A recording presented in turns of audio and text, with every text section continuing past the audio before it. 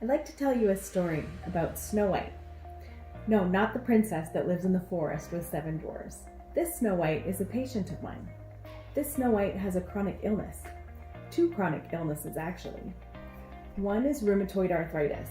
She's had this for decades and has valiantly pushed forward through pain and frequent debilitating inflammation. Her children mean the world to her, and she's reveled in being everything for them, until things started to get worse. She began feeling like her body was made of bricks and couldn't get out of bed for days at a time. It became so bad that she had to quit her job and do her best to care for her children, but even that was challenging. Fatigue is normal with rheumatoid arthritis, but this was something else. It was a long road to diagnosis, even though she had a doctor she trusted. When finally a conclusion was made that she was also suffering with chronic fatigue syndrome, the medical recommendations she got were medications and reducing her already limited activity.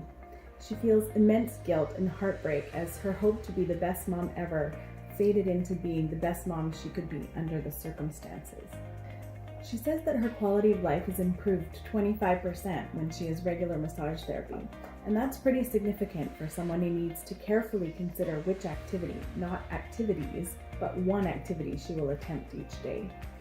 Through all the struggles, she keeps positive, helps others as much as she can, is one of the kindest people I've ever met, and has the most beautiful heart. In my eyes, if she opened a window and sang out, forest animals would come to her aid. This is why I call her Snow White. In reality, she's a superhero, but she shouldn't have to be. Our society has the capacity to support my Snow White and the millions of other Canadians who need to be uplifted, but this is difficult to access, especially the way healthcare is structured. Over my years as a registered massage therapist, the stories I've heard are so similar. Difficult diagnoses, chronic illness, overwhelmed, underpaid, heightened stress, worry, and frustration, causing constant inflammatory processes in the body and leading to disease.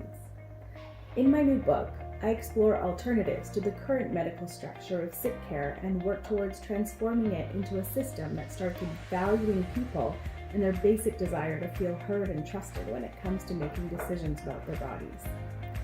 But in North America, we live in a hyper-scheduled work and life environment, so big changes must come from reintegrating what matters. People need to feel safe and supported in order to heal. For example, the people of the Himba in the southern African country of Namibia find the song of each person before they are born, and the whole village will learn it. They will sing it to them to welcome them as they're born. As the child grows, they will sing it to comfort them if they get hurt, or to honor them through all the significant events of their lives. If they commit a crime or behave in hurtful ways, the community will surround them and sing to them to remind them of who they are. The whole village will sing to them one last time on their deathbed to honor them as they leave their body.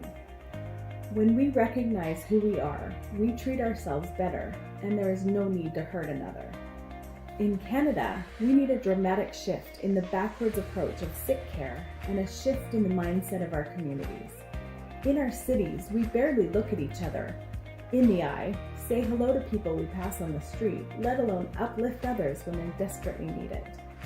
It's time for us to support each other, find our own song, and share it with our village so we can be reminded of who we are when we need it. My name is Kelly Graham Tick, and I would be honored to have your support in getting this book published. Thank you so much for watching. I'm so grateful.